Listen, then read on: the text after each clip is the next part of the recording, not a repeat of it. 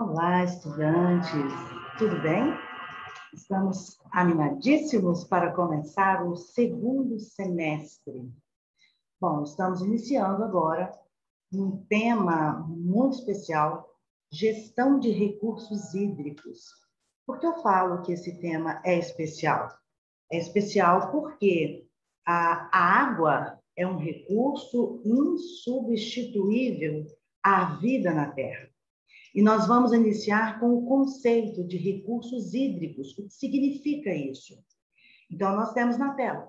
Recursos hídricos é o nome dado ao recurso natural renovável água.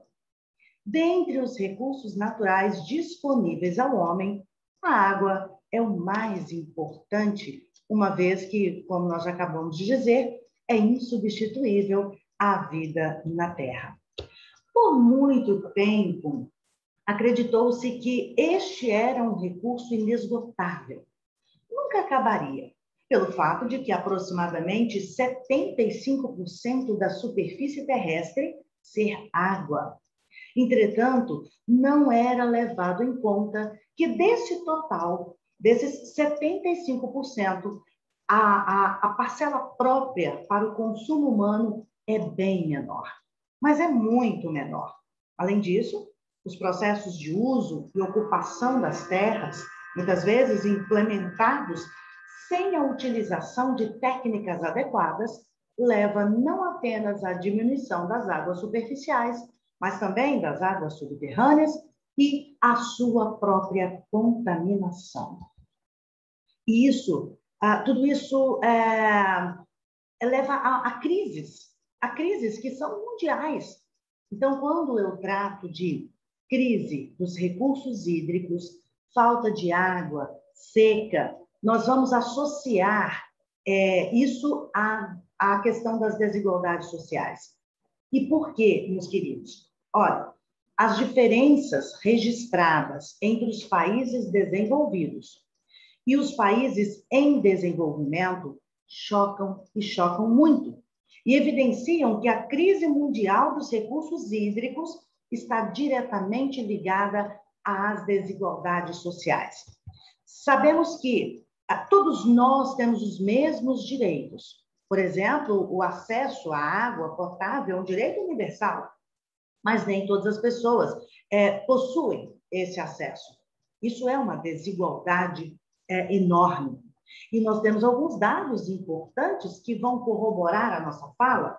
Segundo a Unicef, que é a Fundação das Nações Unidas para a Infância, menos da metade da população mundial tem acesso à água potável. A irrigação corresponde a 73% do consumo de água, 21% vai para a indústria e apenas 6% destina-se ao consumo doméstico.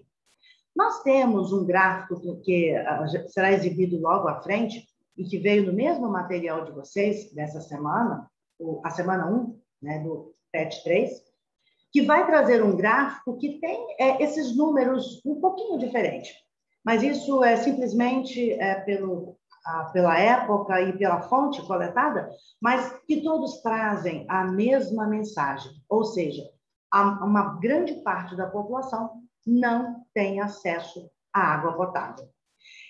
E o parágrafo final aí diz o seguinte: 1 bilhão e 200 milhões de pessoas, que corresponde a cerca de 35% da população mundial, não tem acesso à água tratada. 1 bilhão e 800 milhões de pessoas, que corresponde a 43% da população mundial, não contam com serviços adequados de saneamento básico. Diante desses dados, temos a triste constatação de que 10 milhões de pessoas morrem anualmente, todos os anos, 10 milhões de pessoas, em decorrência de doenças intestinais que são transmitidas pela água. Então, nós vivemos um mundo em que a água se torna um desafio cada vez maior. E apesar de ser um direito universal, apesar de que universal no sentido de que todas as pessoas têm direito ao acesso à água, têm direito a saneamento básico, mas pelo que vocês podem observar aqui à nossa direita, as imagens, elas são reais e elas demonstram que nem todas as pessoas usufruem desses direitos. Nós temos aqui a situação desse córrego lamentável, esgoto a céu aberto, na rua, né, sem tratamento, não tem saneamento básico. Então, isso tudo faz parte dessa crise mundial dos recursos hídricos. E nós precisamos pensar de uma forma sustentável. Como pensar, né, todo esse processo de desenvolvimento que nós gostamos, que nós vivenciamos, usufruímos dele, mas como pensar isso de forma sustentável?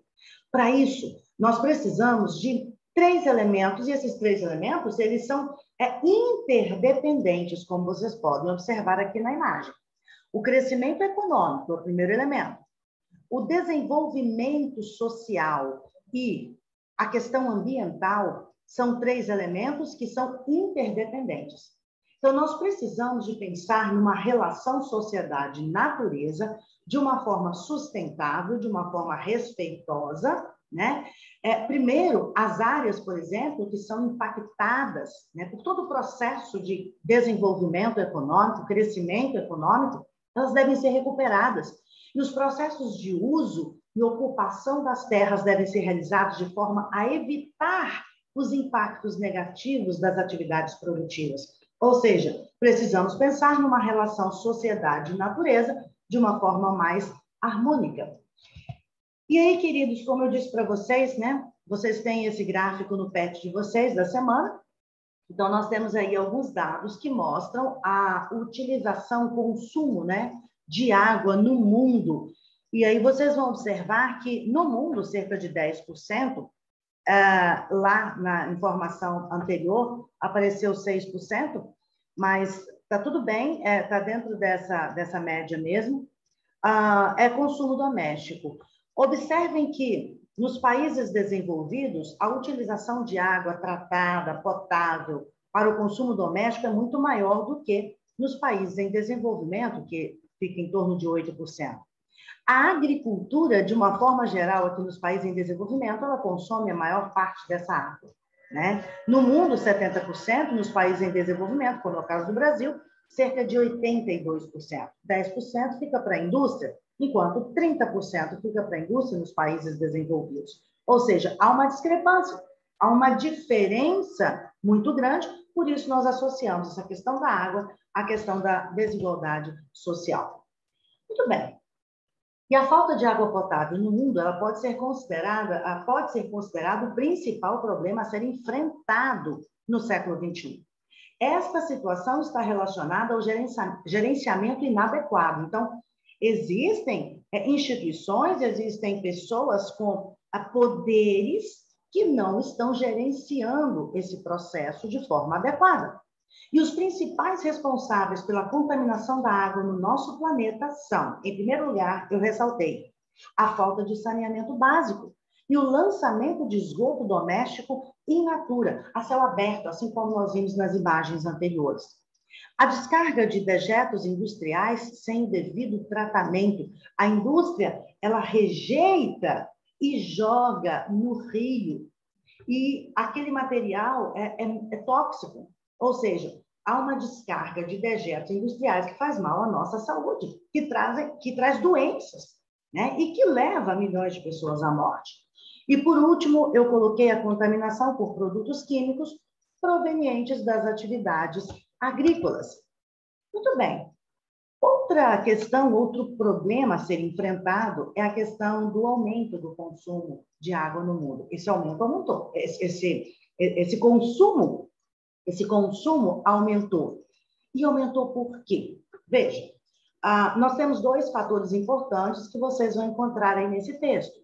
Primeiro é o aumento da população, né? Nós temos um crescimento populacional muito grande, principalmente em países como a China e a Índia, né? E com o maior número de habitantes, obviamente, nós vamos precisar de uma maior produtividade agrícola. Então, a agricultura, mais uma vez, ela vai consumir uma maior parcela de água. E a outra questão é o aumento da industrialização nos países em desenvolvimento, que também torna uma ameaça à escassez, pois como muitas indústrias dos países desenvolvidos são altamente poluentes, algumas delas estão se deslocando em direção aos países emergentes. E aí, meus queridos, eu deixo com vocês o meu abraço e o convite para que nós pensemos nessa questão da água, da contaminação da água, o que pode ser feito, né, do que as autoridades são responsáveis, né, na questão da gestão desses recursos hídricos, porque isso é essencial e insubstituível à vida no planeta. Muito obrigada, até a próxima aula.